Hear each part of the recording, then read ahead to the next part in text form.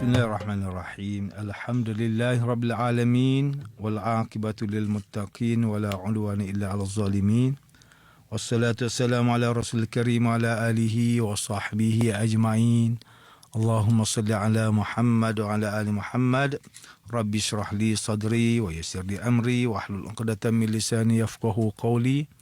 Wa ma 'ilma lana illa ma 'allamtana innaka antal alimul hakim wa la haula wa la quwata illa billahil aliyyil azim. Dan seterusnya sidang pendengar yang dikasihi oleh Allah Subhanahu wa taala.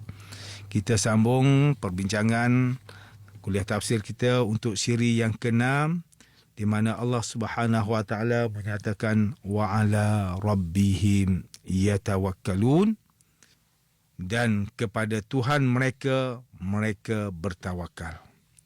Profesor Tengku Muhammad Hasbi As-Siddiqi menerusi kitab tafsirnya An-Nur mentafsirkan ayat ini dengan menyatakan bahawa orang beriman menyerah diri sepenuhnya kepada Allah Subhanahu wa taala dan tidak berserah diri kepada sesuatu yang lain. Mereka bertawakal dan beramal soleh dengan sepenuh hati di samping mengerjakan amal ibadah.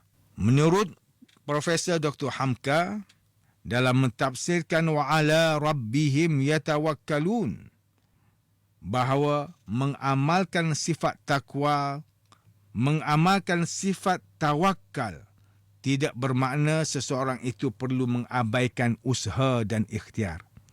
Ini kerana perasaan gemetar apabila disebutkan nama Allah Subhanahu wa taala akan melahirkan sifat taat dalam melaksanakan perintah Allah dan menjauhi larangannya. Apabila seseorang itu sudah bertawakal kepada Allah Subhanahu wa taala, niscaya akan bertambah kepercayaannya, keyakinannya bahawa segala suruhan dalam Islam itu diturunkan daripada Allah Subhanahu wa taala dan mustahil ia mendatangkan keburukan atau kecelakaan. Justru tawakal merupakan sumber kekuatan dalam jiwa orang beriman kerana menyedari bahawa mereka mempunyai sandaran yang kuat, iaitu Allah Subhanahu wa taala. Ada satu kisah, ada satu cerita di mana Rasulullah sallallahu alaihi wasallam bersama dengan sahabatnya dalam musafir. Apabila sampai ke destinasi, maka salah seorang sahabat itu, dia yang mengenderai, yang menaiki unta, apabila sampai di satu tempat, maka dia biarkan unta dia terlepas, tidak diikat. Maka dia beritahu kepada Rasulullah SAW, ya Rasulullah, saya sudah bertawakal. Maka Rasulullah SAW beritahu, aqil. Rasulullah kata apa? Ikatkan. Tambatkan unta itu. Itulah tanda tawakal. Artinya, mestilah ia disertai dengan usaha dan ikhtiar. Jangan lepaskan, jangan bebaskan unta kamu tanpa kamu ikat. Kerana itu belum cukup tanda tawakal kamu kepada Allah Subhanahu wa taala. Sidang pendengar yang dirahmati oleh Allah Subhanahu wa taala, demikianlah tafsir bagi ayat yang kedua surah Al-Anfal menurut pentafsiran oleh para ulama. Jika kita melihat situasi masyarakat pada hari ini, apabila nama Allah Subhanahu wa taala disebut dan didengari melalui seruan azan yang berkumandang pada setiap 5 kali sehari, terdapat sebahagian daripada kalangan umat Islam yang mengambil sikap sambil lewa, tidak acuh dan tidak peduli. Ada yang tidak mengerjakan solat walaupun ketika itu mereka dalam keadaan baik, lapang dan tenang kerana lalai dan leka dengan urusan dunia sehingga mengabaikan solat yang difardukan. Bahkan ada yang melakukan perbuatan salah, berhibur tanpa batasan serta berterusan melakukan dosa dan maksiat walaupun mereka mendengar nama Allah Subhanahu wa taala dilaungkan menerusi seruan azan yang berkumandang. Seolah-olahnya telinga mereka sudah dipekakkan daripada mendengar. Ini suatu perkara yang merugikan kepada mereka.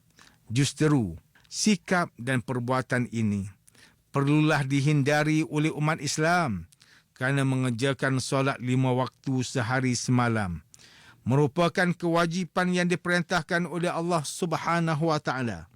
Begitu juga dengan sikap leka dengan hiburan yang melalaikan, lalai dengan urusan dunia, lalai dengan perbuatan dosa dan maksiat, di mana semua perkara ini merupakan larangan Allah Subhanahu wa taala. Umat Islam yang patuh dan taat kepada perintah Allah Subhanahu wa taala dengan mengerjakan solat 5 waktu dan ibadah lain yang diwajibkan serta meninggalkan segala larangan Allah Subhanahu wa taala akan mendapat rahmat, akan mendapat keberkatan, perlindungan dan keampunan daripada Allah Subhanahu wa taala. Firman Allah Subhanahu wa taala dalam surah Al-Baqarah ayat 43, wa aqimus salata wa atuz zakah warka'u ma'ar raki'in. Dirikanlah solat dan keluarkanlah zakat dan rukuklah kamu semua bersama dengan orang yang rukuk. Oleh kerana itulah Allah Ta'ala beritahu dengan perkataan wa aqimus salah, dan dirikanlah solat. Bukan dengan maksud tunaikan solat. Kenapa? Kerana perkataan wa aqimus salah dengan kita terjemahkan dengan dirikanlah solat, bukan dengan terjemah dengan menunaikan solat, kerana di sana ada perbezaan. Apa bezanya? Wa aqimus salah, dirikanlah solat, artinya seseorang itu menunaikan solat dan memahami konsep solat itu sendiri, iaitu solat dapat mencegah daripada kemungkaran. Innas salata tanha 'anil fahsya'i wal munkar. Sesungguhnya solat itu dapat mencegah kamu daripada perkara-perkara keji dan mungkar. Itu orang yang mendirikan solat. Artinya, bila mana mereka mendirikan solat, mereka berhenti, mereka tidak melakukan perkara-perkara fahsyah dan mungkar. Beza dengan orang yang menunaikan solat. Bila mana dia tanya, kamu dah solat ke? Dah, saya dah solat. Tetapi dalam masa yang sama, mereka masih lagi meneruskan aktiviti kemungkaran, dosa dan maksiat. Artinya, belum sempurna mereka mendirikan solat. Kerana mereka hanya apa? Menunaikan solat. Bukan mendirikan solat. Orang yang mendirikan solat, artinya mereka memastikan diri mereka berhenti daripada melakukan maksiat, kerana inilah natijah daripada ibadat solat. Ibadat solat dapat mencegahkan seseorang itu daripada melakukan fahsyah dan mungkar. Dalam surah An-Nahl ayat 97, Allah Subhanahu wa taala berfirman, "Man 'amila salihan min dzakarin aw unsa wa huwa mu'minun falanuhyiyannahu hayatan thayyibah wa lanajziyannahum ajrahum bi ahsani ma kanu ya'malun." Sesiapa yang beramal soleh daripada kalangan lelaki ataupun perempuan, sedangkan dia beriman, maka sesungguhnya kami akan menghidupkan dia dengan kehidupan yang baik. Dan sesungguhnya kami akan membalas amalan mereka dengan memberikan pahala yang lebih daripada apa yang mereka lakukan. Artinya dalam ayat ini, Allah Ta'ala menegaskan bahawa di kalangan sesiapa yang beramal soleh di kalangan lelaki ataupun perempuan, maka Allah Ta'ala tetap memberi balasan yang setimpal dengan apa yang mereka usahakan. Rasulullah sallallahu alaihi wasallam bersabda, "Ra'sul amri al-Islam wa amuduhu as-salah." Ra'sul amri al-Islam wa amuduhu as-salah. Tunjang segala urusan ialah Islam dan tiangnya pula ialah solat.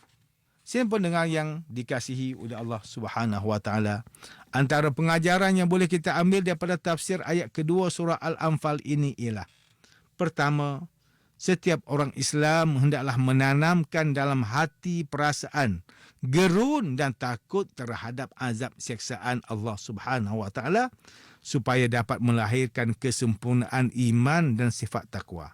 Kedua, setiap individu Muslim perlulah melazimkan diri untuk sentiasa membaca Al-Quran dan mendengar bacaan ayat suci Al-Quran supaya dapat memelihara dan menambah keimanan kepada Allah Subhanahu wa taala, terutamanya kita berada di bulan Ramadan ini. Perbanyakkanlah untuk kita baca Al-Quran dan untuk kita memahami ayat-ayat Al-Quran yang kita baca. Yang ketiga, setiap Muslim perlulah berserah diri dan menyerahkan segala perkara kepada Allah Subhanahu wa taala setiap kali selepas berusaha, berikhtiar dan berdoa kepada Allah Ta'ala. Mudah-mudahan amalan ini mendapat rahmat dan keredaan Allah Subhanahu Wa Ta'ala serta berjaya di dunia dan di akhirat. Sidang pendengar yang dirahmati Allah Subhanahu Wa Ta'ala, sekian sahaja kuliah tafsir Al-Quran pada pagi ini. Semoga kita semua mendapat manfaat daripada perbincangan ilmu. Insya-Allah, mudah-mudahan kita akan bertemu lagi pada siri kuliah tafsir Al-Quran yang akan datang. Wabillahi taufiq wal hidayah. Wassalamualaikum warahmatullahi wabarakatuh.